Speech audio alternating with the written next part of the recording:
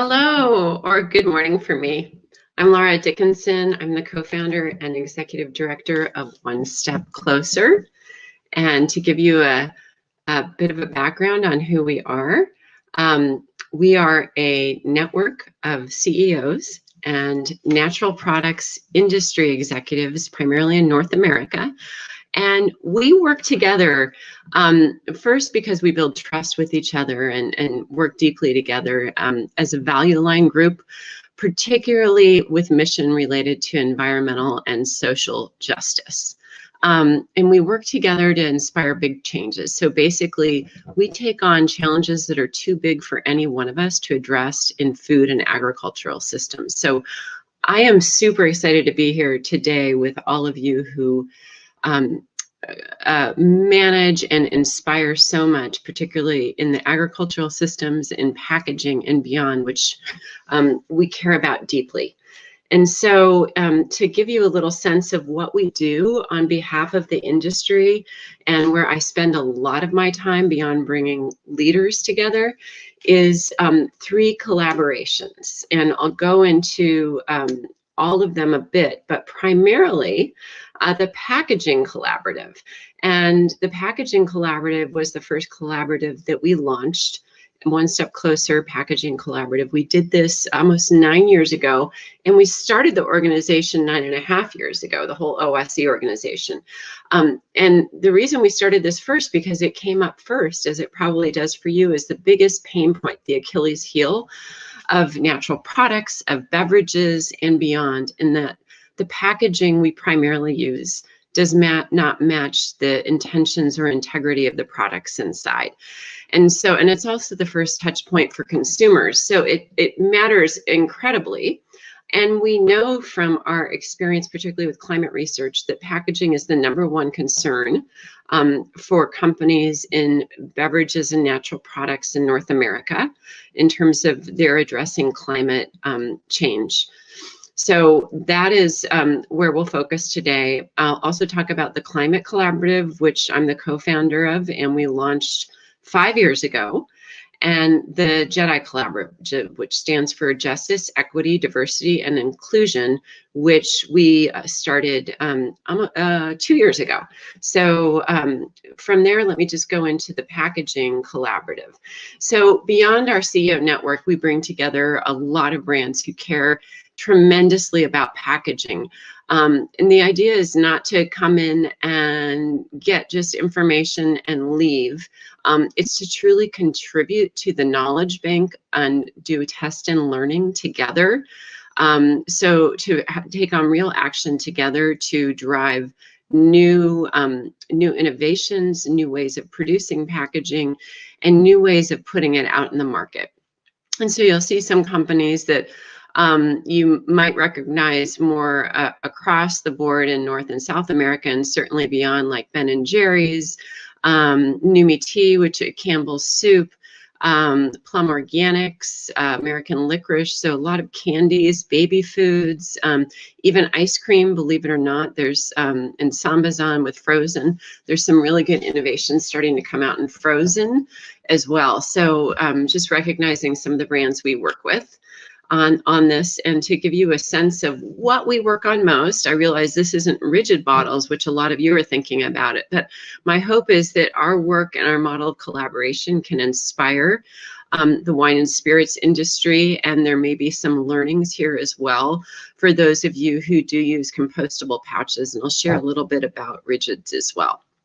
So the reason we decided to tackle compostable pouches first, and we continue to focus on it, is, as we know, 50% of all packaging ends up in places that we don't want it to, and more than 50%, and 50% of waste in the North America is packaging, and food packaging is a big part of it, and beverage packaging. We know that pouches are quite problematic in that they do not have an end of life. Recyclers will not take them because the value isn't there. And so there is no place for them to go but landfill. And so we've certainly seen pictures like this, and it's provoked, even if it's not in one of our own countries. It may be far off, but this is our plastic showing up everywhere in the world. And so why compostable, which is sort of a radical notion? There are not a lot of composting facilities. We know close to 50% of the US has access to yard waste compostable, but that does not mean packaging. A little over 5% of the US has access to industrial compostable, particularly in California, in the Bay Area, in Minneapolis, and some parts that are really focused on environmental solutions. We are seeing that growing. Our rationale is that you have to feed the system with compostable to generate compostable outcomes in terms of more recapture and more municipal waste facilities seeing value in it and starting to work with it. And a big part of this is recycling facilities are not set up to accept flexible packages. And the reason is flexible packages are multi-layer. So they're very hard. You can't tear them apart without tremendous expense. And there's no value to pouches in terms of their end of life. They don't have the same kind of economic value that rigid structures have. So if we go into this just a little bit more and share end of life, you'll see that all biodegradable and petroleum-based materials have several places to go. Biodegradable capture does not end up typically in the recycling stream. It will end up in landfill or end of life, even though it is plant-based. So when we're working with plants, we are doing a lot to generate more plants and grow them and feed carbon back into the soil versus take it out with petroleum. However, we haven't developed a lot of technologies for what to do with them at end of life. So that's a big challenge in an area that we focus on as well. So moving on, as my slide shares move on, I'm a little jammed. It seems to be jammed at the minute. I'm just going to go, let's see, because I really want to show you some of the next stuff I think you'll love. So here we go. So two packaging work streams, pouches and overwraps. And the reason is these are the predominant flexible foam structures. And what I want to share with you is some outcomes that we've had. So Alter Eco, with both their pouches of quinoa, which is a brand that sources cacao and other things primarily from Ecuador, Peru, and other parts of South America. They have pouches and also these delicious truffles. I should have brought some in because we eat them all the time in our household. They're just amazing. Both of those are in plant-based compostable materials. They're the first to take this on. And we worked with them to develop a comprehensive campaign that other brands can use called Gone for Good.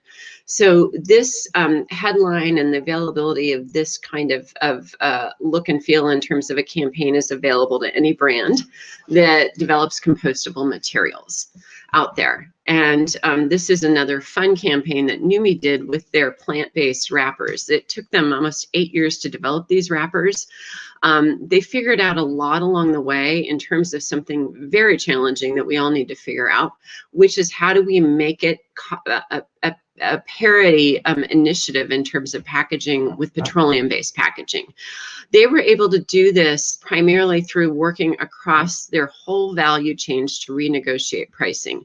The packaging itself, at the best case, is about 30% more right now, but what we're finding is a lot of companies and brands, once they look to make this change, find value across their supply chain that they may not get directly from the packaging, but overall. So we are seeing some of the brands in our collaborative getting to cost parity through working their whole value chain versus just the wrapper itself to install and put out there in the market.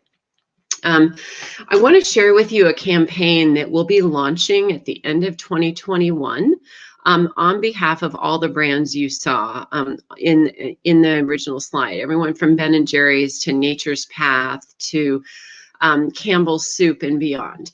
And so the campaign is called One Step Closer to Zero Waste. It is a part of the One Step Closer initiative, though, and the umbrella is One Step Closer.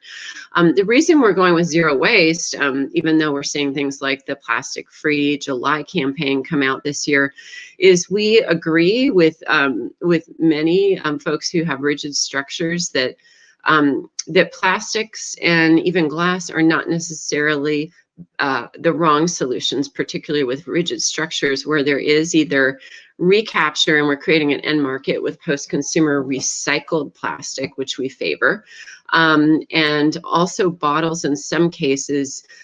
We're seeing innovations in particularly with retailers in the US and other places where they're creating bottle recapture programs themselves and refilling, which is pretty crazy, but is starting to happen, as well as an organization called Loop, which is owned by TerraCycle, which is starting to create refillable permanent rigid bottle structures out there that companies can work with to recycle. But I want to share with you the One Step Closer to Zero Waste, which will embrace everything from rigid structures to straws to flexible film bags that we focus on and beyond. And the idea is a comprehensive family of brands are coming together with a comparable message around one step closer to zero waste. So we expect this campaign will have at least a reach of 25 million consumers, which is significant, even though each brand individually could never hope to reach that with their own budgets. And brands will be recognized. They'll also have their own customizable campaign abilities to work with and get out there.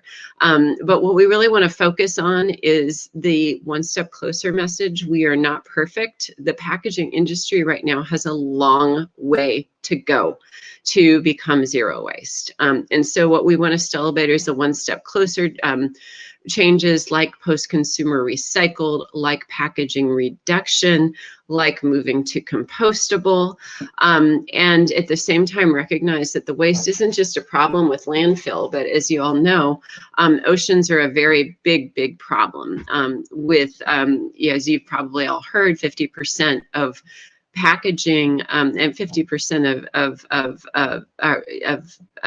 excuse me, 50% of the packaging can end up in the ocean, particularly flexible film, and packaging by 2050 will outweigh fish in the ocean, plastic packaging itself. And so that is a huge and scary notion to think about if we do not work to change. So see, some of these brands will participating in this campaign.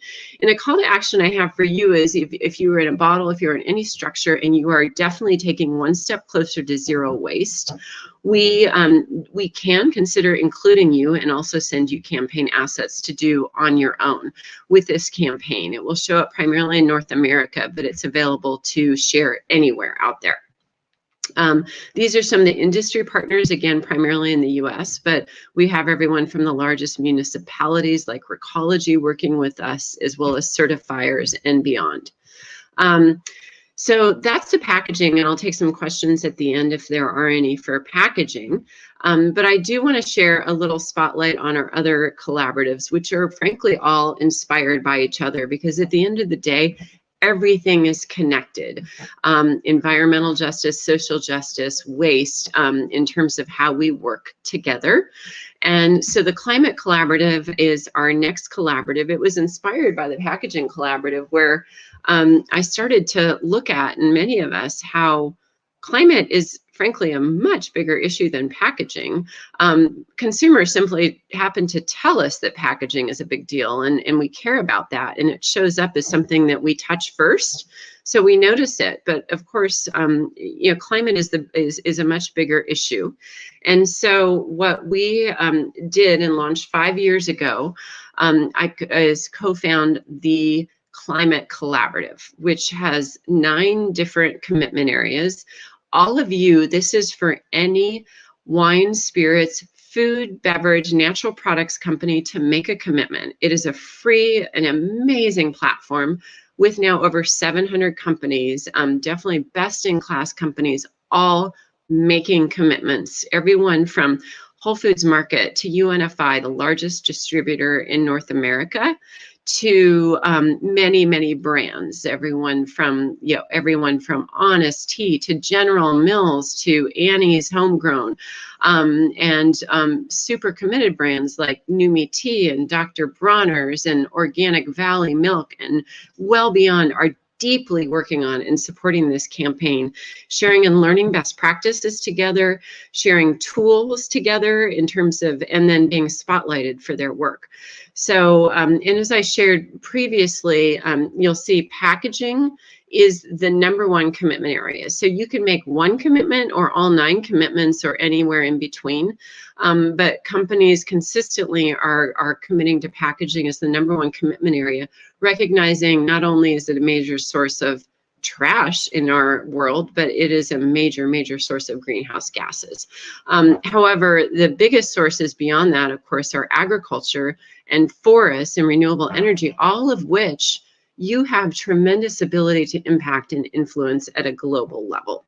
So again, I invite you, please make commitments to on climatecollaborative.com.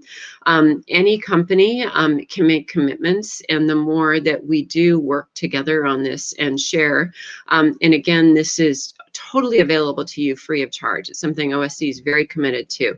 That anything you do will make a difference, and you'll receive so much support on this and sharing and learning from the industry.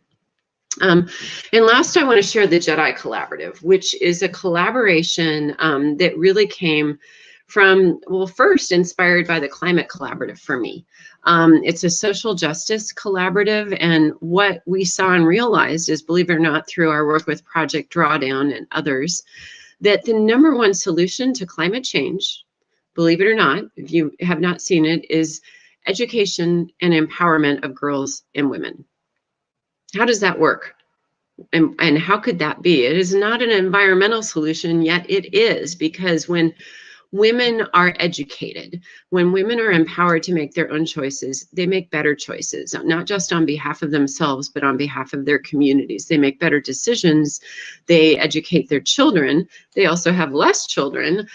They're able to do more with their food. They're not cooking from smoking cook stoves, and so many other things along the way, that in doing the math on a global level, that support and empowerment of the most marginalized oftentimes in our global society are the ones that can contribute the most when empowered and educated to reversing climate change. They are also the ones most vulnerable and impacted by climate change.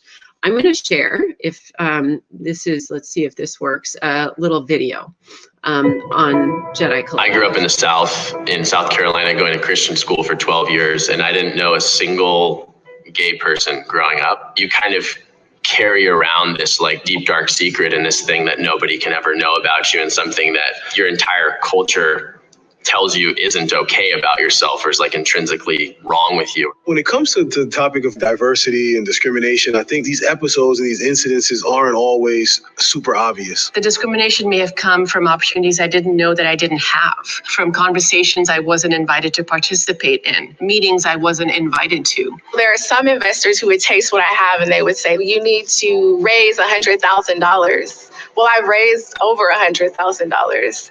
And I'm still not getting investment. When we talk about biodiversity, we're talking about the importance of diversity of people as well.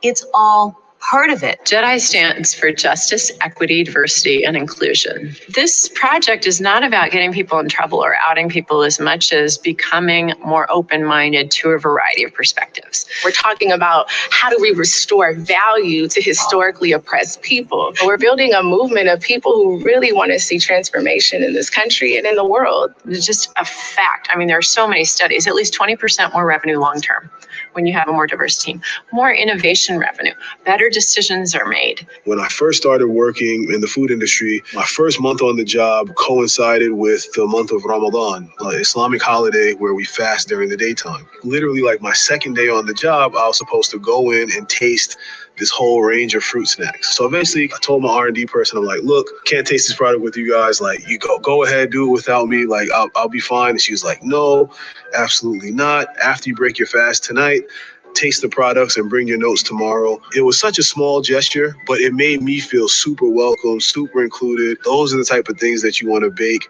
into your work culture, right? It's not just, hey, we don't discriminate against people or we're not racist. It's like, no, we're proactively inclusionary. We have a data platform called Helia. We track about 1.5 million different consumer brands. We have 18 companies that we've invested in on the equity side.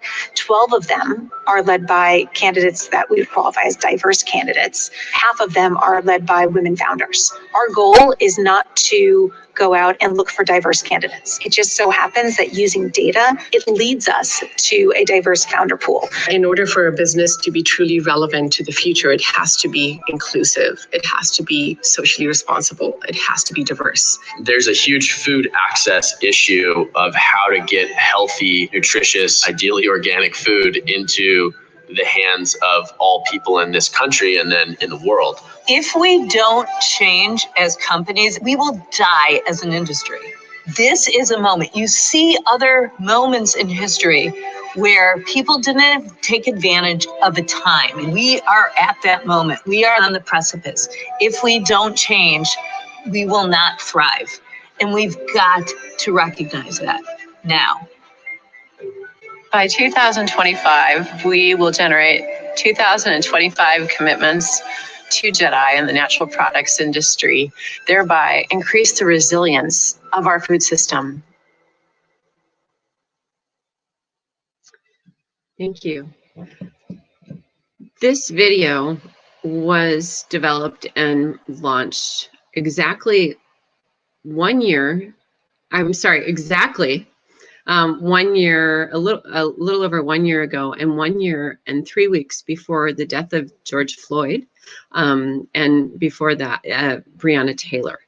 So it now has more gravitas in many ways and awareness than we ever imagined when we started this initiative. And it gives me chills to see this, because it is true more than ever that I grew up in the South, in South Carolina. That we will not thrive without moving forward with what we challenge our global community, particularly beverages, food, natural products, wine and spirits, to embrace justice, equity, diversity, inclusion.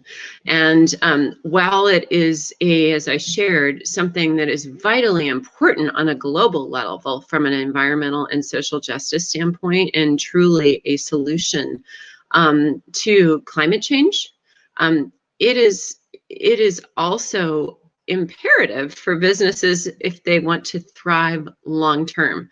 Our communities, our governments, our employees, and many others, our families, are asking for this and starting to demand this of many companies. And frankly, the natural products industry is behind. I invite you to go to JEDIcollaborative.com, and we'll have a posting of a Van Jones talk, who's a very well-recognized CNN speaker and thought leader on many levels, who really challenged us to step up, recognizing that in food, natural products, and agriculture, we've cared a lot about, what do you call us, the critters and the Arctic polar bears, but we forgot the humans. And there are so many reasons to do this, but one of the biggest is this is an amazing opportunity for companies, because there's a business case. There's a business case to do this. Very often we look at environmental justice and social justice. When you think about it, automatically assume that's great, but I don't have time for this. I need to raise money. I need to focus on my revenue. Well, when you put the investment in, it's one of your biggest returns on investment. You will see revenue growth. You will see better decisions made by diverse teams. They may take a little longer, but bringing that perspective in the room is amazing in terms of what you get. And recently, we've seen many investment groups, large investment bankers, Fortune 500 companies and beyond, saying, we will no longer IPO companies without diversity of boards, and ultimately diversity of teams. So this has been a big wake-up call for many in many industries, and I challenge the wine and spirits industry, which is quite behind, frankly. And we've had wake-up calls in food in many places to get on board with this work in a much deeper way. And as we talk about as well, not only is this a business case, but it's a justice case, which ultimately impacts many things. When you create social justice, you get better decisions, you get better environmental justice as well, from those folks who no longer are desperate in making decisions that aren't supportive of the environment. And so there's many cases. I want to share the JEDI vision, which is a world where natural products are a source of nourishment, health, and wellness, and everyone, not is for everyone, not a source of injustice, inaccessibility, or racist disparities in health outcomes. Ultimately, when folks have better access to food and beverages, and good access, not the worst, not the worst. Even I can imagine wine and spirits that I would never imagine drinking out there, versus something that just comes from better agricultural systems, better grapes, and far beyond, you get better health outcomes. And ultimately, better health outcomes are huge in themselves, but that ultimately develops better, healthier people making healthier, better decisions at every level. And our mission is to transform the culture and systems of natural products and beverages, so everyone feels they belong. And ultimately, BIPOC folks, Black, Indigenous, people of color feel welcome in industries that are historically very, very, very white, with big barriers to entry from folks without the historical networks that they've needed. So there are 3 strategies for actualizing JEDI. You can go onto the website. And what we do is we work to support companies.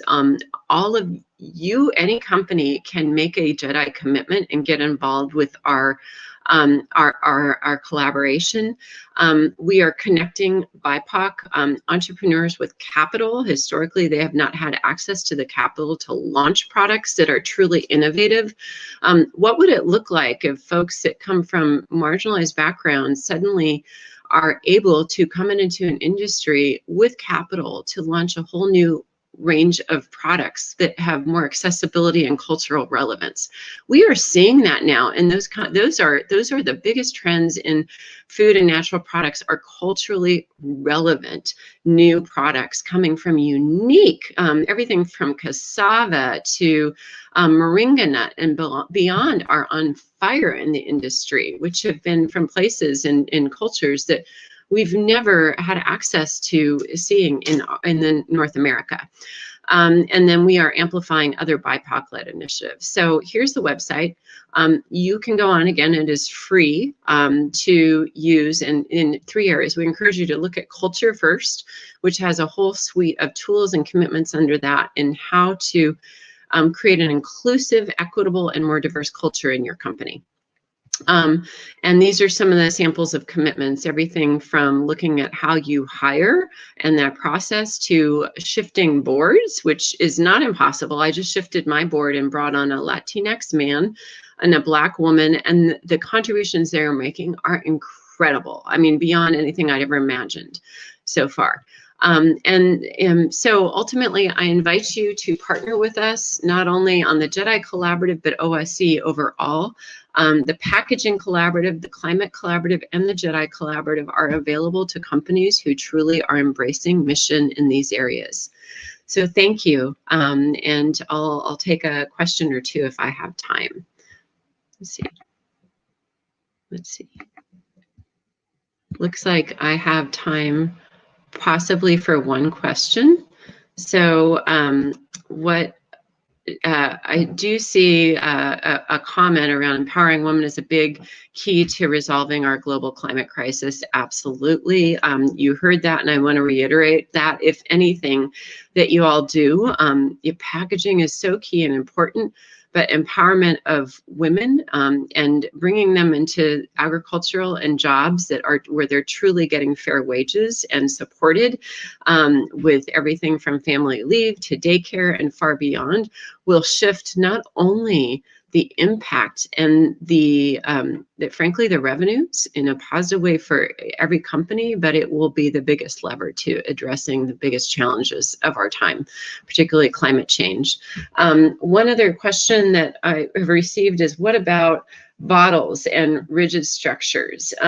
We talked mostly about compostable multi-layer film structures, which, yes, they are typically not filled with liquid, although there are some good technologies that I'm starting to seeing that what we hope will get there soon. They work better for dry products.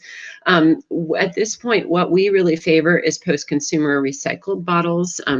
They will be included in the campaigns that we are launching on One Step Closer to Zero Waste Packaging. And so again, if you are taking one step closer and truly shifting the packaging calculus to a more either zero waste or zero emissions style of packaging, we welcome you to get involved. We also like these refillable structures I mentioned before from TerraCycle, which are expensive and very systems level, but they allow companies to take their packaging back and refill them through a system that is built that they don't have to be hands-on to implement. So I am a wrap at this point, and I thank you so much for being here and giving me time and sharing and learning together. Let's all take one step closer, and I'll see you at some point, I hope. Thank you.